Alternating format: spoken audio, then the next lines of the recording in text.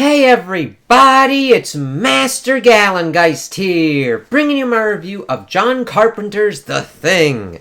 Yeah, 4K, this looked really good. This is one of my favorite horror movies. Sci-fi horror movies, kind of specifically too. But I just love the practical effects, the characters, the actors, and what kind of goes on throughout this movie.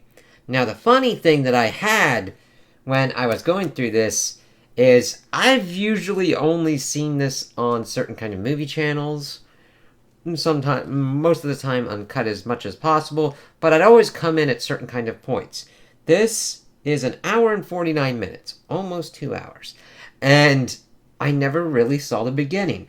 I usually see the beginning of the film as when everything starts going to fucking shit, but we see the kind of title opening sequence with this kind of thing that looks kind of like the spaceship was kind of copying the Phantom Zone thing from Superman, crashing onto Earth, and then the whole thing. And then we get longer kind of shots of establishing us in Antarctica in 1982. And it kind of takes a while. We kind of get a little bit. We see that this helicopter's chasing this dog. Then we see the American Outpost 31, as we then start pretty much getting introduced to our characters going in this research outpost.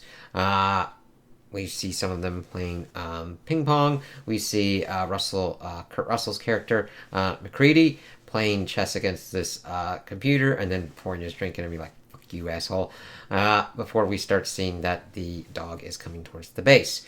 We're like, alright, why the fuck are you shooting at this dog kind of thing? Now, I've seen it most of the time, but like, it's still cool to kind of get into terms with what's kind of going on here. And even though this was made in the 80s, the effects are fucking awesome. One funny thing is, I actually saw something that was kind of funnier as we're going through. So we see that it's like buzzing the bass. People are like, what the fuck's kind of going on here? It's kind of starting at the kind of winter time around the area, so it's kind of harder to get other people on the horn and to get people there, as we see Windows being the operator, Gary the kind of captain dude in charge, McCready's the pilot, we've got Blair the kind of scientist kind of dude, we've got the doc, we've got this dude that's like a lanky kind of stoner kind of dude, we got Keith David as Childs, and we've got Knowles, Norris, Fuchs, Benson, and Clark, but we then see that they're like, what the fuck's kind of going on here? And they're dropping grenades, they're shooting at this dog, Norris calls it Norwegian, and the thing is, you have to understand who these kind of characters are. You don't get the most kind of understanding of who they are, but you get a nice little bit to understand who these characters are before things start going kind of fucking crazy. So we see that the dog is going into Benson and being like, oh yeah, I'm a dog, look. But the dude accidentally trying to shoot at the dog, shoots him in the leg. We see that somebody tries to throw a grenade and drops it in the Norwegian thing. And this is the thing that I'd never really seen before, and I actually had to like rewind because he's digging in the snow. And at first it was so fast that I thought I saw that they'd put a body that got thunderflung out of existence as the helicopter exploded, and I went back and I was like, yeah, they did that, as we see that poor dude get fucking tanked out out of nowhere. It's like, holy fucking shit, commit. But then we see that he's running more towards the dog as it pretty much has gotten into the base, and Gary is able to kill him to kind of stop him. Now, at first I thought he was going to be shooting from inside of the place with a revolver at like an insane distance, but no, the Norwegian dude gets closer, and they're like, what the fuck is going on here? So we see that McCready and Dr. Cooper and some other unidentified person go to the Norwegian base to kind of see what's going on.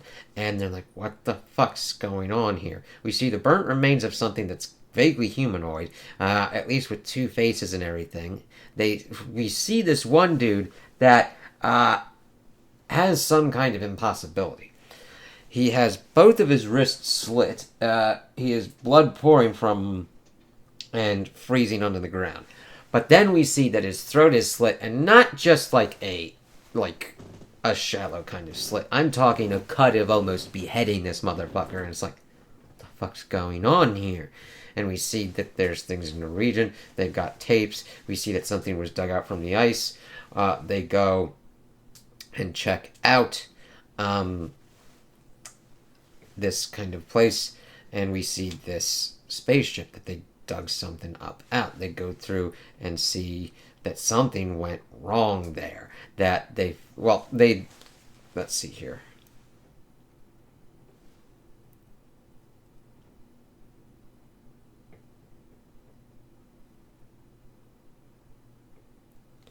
And they also bring back the body, autopsy it, and Blair sees that it's got normal human organs. Let's see. They do check out the spaceship. The wiki's kind of iffy on what it is. But we see that the dog has been going around the base. We see that the dog enters a room with someone's silhouette, but we don't know exactly who it is. I'm like, what the fuck's going on here? And we see that people are getting annoyed with the dog walking around the base, so Clark takes it to the kennel. This is where shit starts getting real, and where I usually have come into the movie more probably around the dog scene, without like all the kind of lead up, kind of almost Zack Snyder-esque kind of shots, pretty much just like establishing things. I'm like, okay, we kind of get it. Can we move on here? We get it. It's cold. It's frozen. We're in Antarctica. All right. And they put it in the kennel, and they really did a good job with this dog, because it acts very strange and then just sits down, and then the rest of the dogs are like, this ain't right, and it starts fucking changing. And this is where you start seeing effects that are fucking insane. Throughout the whole rest of the movie, the practical effects on this shit, like chef's kiss, top notch. This is why this is one of those standards, and why when they did the kind of prequel, they did try to use it, but they also did CGI stuff, and then I saw that like they had taken away the CGI, and like, oh, the effects were like supposedly really good, so why didn't you just fucking go with that? CGI has its place. You can do both and make it really fucking awesome. Here, the dog starts changing and starts trying to like assimilate and take these things. They're like, is it trying to eat him? What's it trying to do here? And the people come in, and it's like, what the fuck?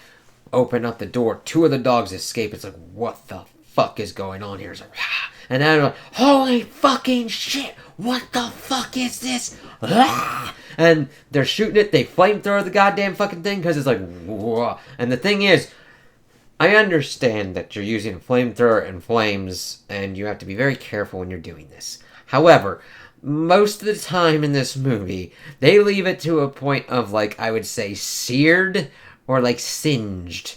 Like, okay, no, more singed. Like, I'm kind of on fire for a little bit. Then they put it out. I'm like, that ain't even rare at moo. That is mooing. Whatever the fucking alien equivalent is mooing, that's what it's fucking doing. That needs to cook for at least 30 minutes to an hour. Well done, that motherfucker. Put it this way. If I was in that base, and I saw any goddamn fucking thing do any fucking thing like that, I would make a fucking... I'd shoot it as much as possible. Maybe singe and sear it first. Move, like, carefully move whatever fucking thing is, figuring out decontamination rates, and fucking set it on fire for at least a day. Like, I'm nuts. I usually like my food well done. This is the point where I'm like, yes, I will take charge of this. Well done, the motherfucker. So they're even thinking, what's kind of going on here? What can occur? And this is where Blair starts kind of being like, shit, this is trying to assimilate. What would this kind of do? And getting this computer scene where we see the alien organism take over one host and then kind of jump through and continue to do on here. However, I think that's kind of a different kind of explanation for this thing.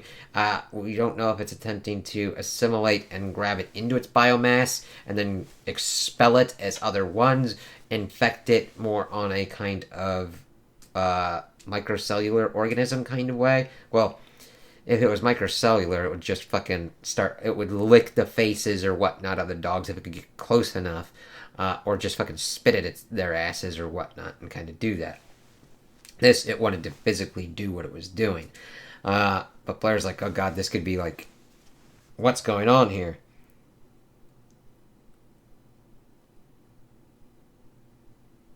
Oh, this is where they did the whole kind of thing with the kind of spacecraft. Norse being like, oh, it could be buried for like over 100,000 years. And he's thinking, oh god, this would take over the entire Earth. And he just we start to see things kind of coalesce even more. They've got the remains, and we see that it's kind of moving, and that is very effective because it just lifts up the blanket a little bit. When I was like, what the fuck? Benson starts getting taken, and Windows is like, shit, fucking help me! And then they see Benson's gone, but then he's in the process and letting out this inhuman kind of sound as they toast his ass and kind of cook him longer than they did the dog. It's like, oh shit.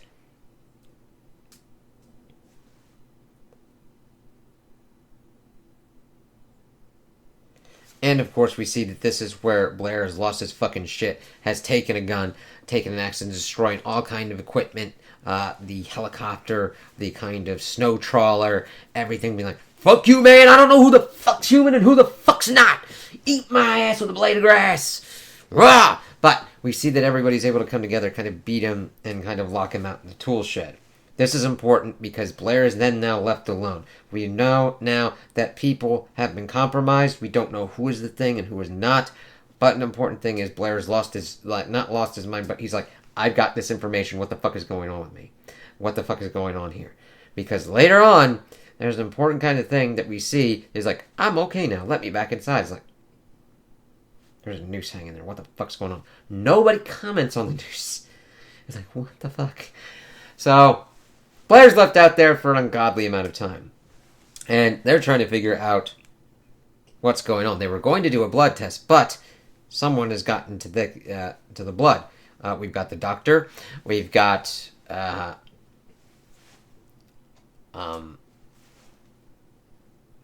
he only has access. Gary has the keys there, and everybody's like, what the fuck's kind of going on here? They start getting even more and more pissed off, so Gary decides to, we see Windows attempt to use a gun first, and trying to figure out what's kind of going on, and they talk him down. Gary's like, alright, nobody trusts me, and they let McCready kind of take command. So he, Windows, and Knowles find Fuchs's burnt corpse, and the thing is, Fuchs had pretty much said, alright, listen, I don't know what's going on, everybody should prepare their own meals. We don't know if this can be like done on that kind of level, and telling this to McCready. And we also see a point where the power goes out and somebody walks past Fuchs's room, and of course that's where they kind of see him dead, burnt outside, and they think that he might have killed himself to avoid assimilation. And they try to ascertain what's going on because we see that somebody is in McCready's shack. Knowles decides to cut him loose because he had seen ripped clothes, because we see that the thing probably has to rip through things to assimilate the people, or at least take their clothes off at some point. And they think that McCready is one of them, and he kind of bursts back in, but he's threatening to blow up the base, and we see that Norris kind of gets knocked down and starts to have some kind of cardiac episode. This is where shit goes even escalating even more, as we see that McCready is pretty much trying to keep people at bay and lets the doc kind of do what he needs to do to try and help him. He attempts to utilize a crash cart. However, we see that Norris's stomach opens up in a giant mouth and clamps down on the doc's arms as he's going down to do an electric shock with the defibrillator, and rips off his arms. And like, ah! And then everybody's like, holy fucking shit! As they try and toast Norris. And it's like, oh my god. Incinerating the body. But his head is still trying to get off, and then rips itself free and pretty much spider fucks its shit, and like walking away, doing two eyes out of like the kind of necular region, because it's kind of like an upside down head at this point. Where the fucking spider is like, fucking shit! Ah! And then no, this is like no, Palmer's like, you gotta be fucking kidding me, and or you gotta be fucking kidding. And then they just look at it, McCready's just like, shit, fuck, damn. So seeing this, McCready kind of has an idea that they have to figure out who's infected and who's not, who's human, who's not a thing. From observing Norris, he has observed that a human has different kind of parts, but they don't act independently of each other. The thing, each part can be its own thinking organism, probably as a survival defense mechanism. So he comes up with a kind of blood test idea.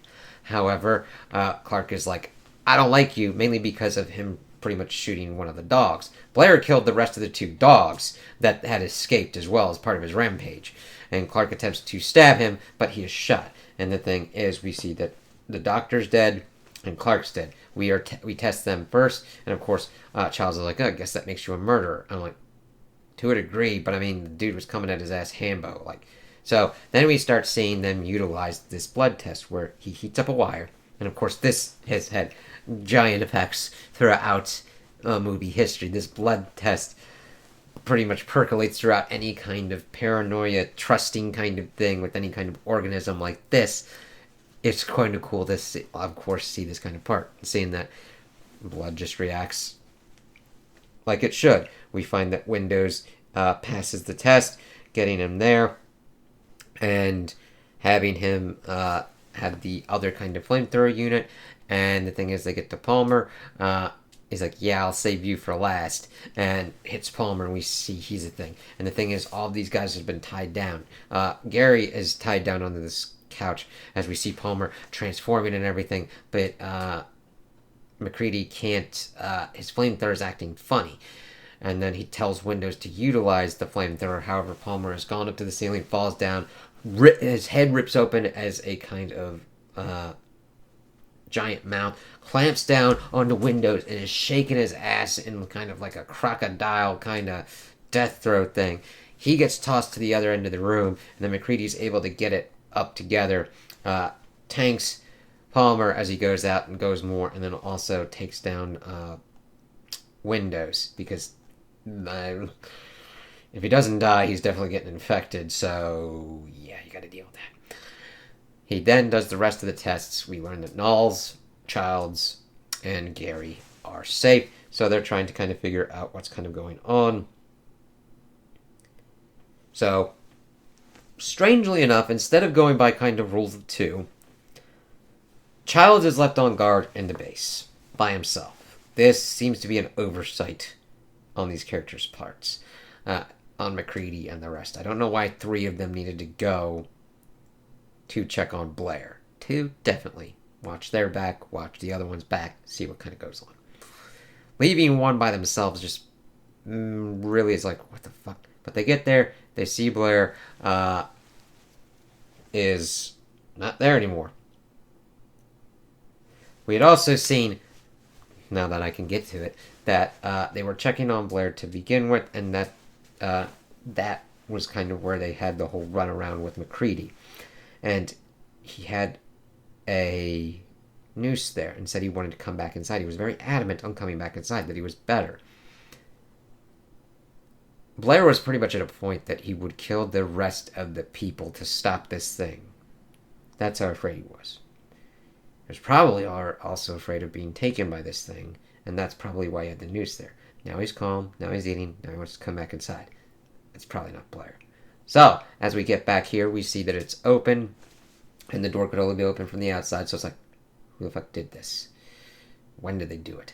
They get down inside, and we see that Blair, pretty much taken as the thing, has crafted and pretty much a space saucer out of shit. And it's like, what the fuck? But then they go back outside, see that Childs gets out of the place. It's like, why the fuck did he run out?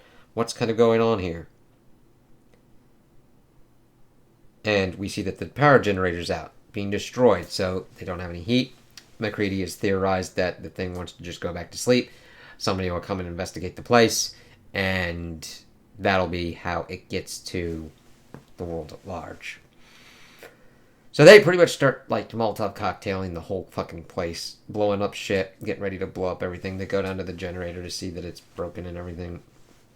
They then make another kind of stupid decision, where instead of going now at this point, where I would recommend going in a pack of fucking 3, carrying, like, go boop, boop, boop, put your dynamite in your places, plunge that fucker. They decide to split up again.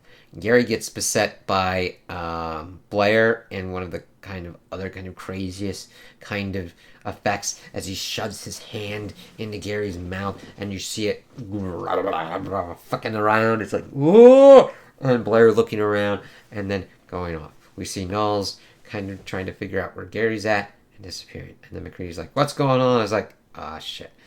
And then we see Blair thing popping up in this giant kind of mutated form.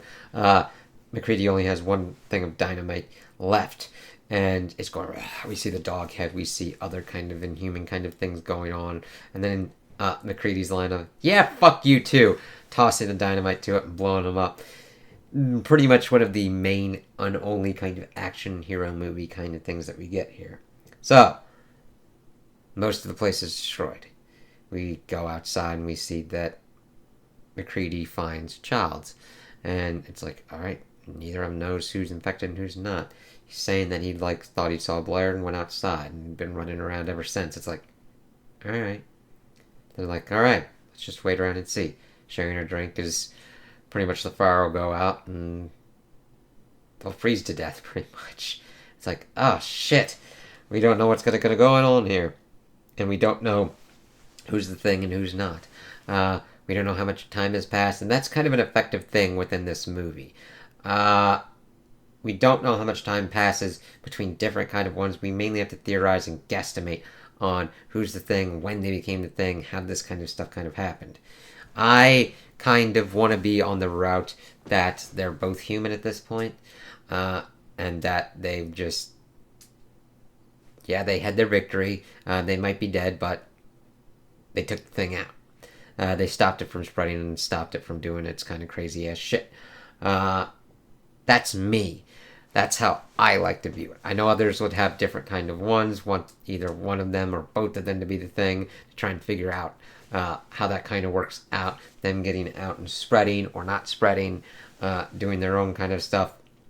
But it just really kind of pegs it in that you kind of can hone in on these different kind of characters. Gary being like, I knew Benson, what the fuck's kind of going on? As we see it just spiraling. Alliances changing and forming and shifting as we learn more about this and trying to figure out who to trust and who not to trust, and how to kind of handle that kind of paranoia of not knowing who you are, or if you're even in control of your own body or whatnot, that cosmic body horror and everything.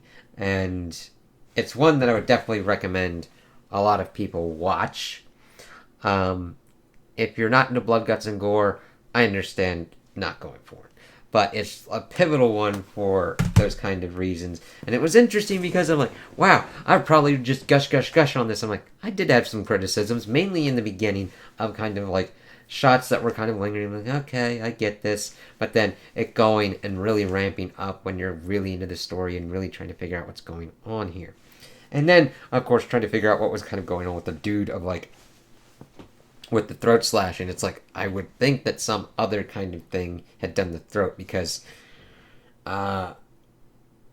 slashing both of your wrists would not really be conducive for you to be able to do that kind of thing. And if you are able to pretty much decapitate yourself and then slit your wrists, it's just like, okay. It was more kind of an effective kind of scared thing of like, what the fuck's going on here kind of shit. But the effects are amazing. The acting is just on point. Trying to figure out who's who. Trying to hone in on every kind of little thing. I would definitely recommend it to sci-fi or cosmic horror, people into H.P. Lovecraft stuff. Character and plot more. It doesn't really get into lore and world building that much. Just on the basic kind of levels, not very extensively. So you can't really go too deep on that kind of stuff. But as the plot and kind of going out from there, from the world, kind of like from smaller to a little bit larger, sure, you can go that route. And definitely there's like theorizing and everything you can do on it. Action-wise, I think it's pretty good too. I mean, there's not a lot of giant fisticuffs being thrown, but the whole kind of action of figuring out who's the monster, how they can fight and beat the monster without getting infected themselves, the flamethrowers, the blowing up, that it's like, yeah, I'd recommend this to a lot of people. But this deals with heavy kind of themes. It deals with suicidal thoughts and everything of what's kind of going on, especially with Blair's kind of noose and everything, and nobody fucking commenting on that. I mean, there's a lot of shit for, like, unnerving, but that really unnerves me there. It's like, you know this dude is in some really fucking crazy-ass space. Why is nobody commenting on this? But yeah, definitely kind of a definite recommend. It was nice in 4K. The prequel, I don't know if I'd do one on that one, because it was kind of unnecessary and kind of follows pretty much the same beats as this one, and of course leads into it, with slight kind of differences and everything. It really didn't need to be done. And I don't think it's as impactful as this one, but that's of course because this one did that stuff first, and it left its mark, and it changed things. I mean, yes, it wasn't probably the most successful to begin with, but through home video and kind of its cult status and it affecting and influencing, interestingly enough, other sci-fi and horror authors and artists as well. Interesting how I wasn't expecting to go that route, but it does the kind of thing of, like, spreading itself and infecting others with their with, like, what the fuck can I do with that kind of shit, and influencing that way. Huh. But yeah, even with the kind of problems that I started seeing through this, they didn't diminish the enjoyment I got out of this. It is still one of my top two. This and Alien. Top ass ones for me. Yeah, I definitely recommend this. Yeah. So, those are my opinions on the movie. Tell me what you guys think in the comments below. If you liked it, if you didn't like it, if you agree with me, if you disagree with me. Also, like and subscribe, and I hope you have a good day.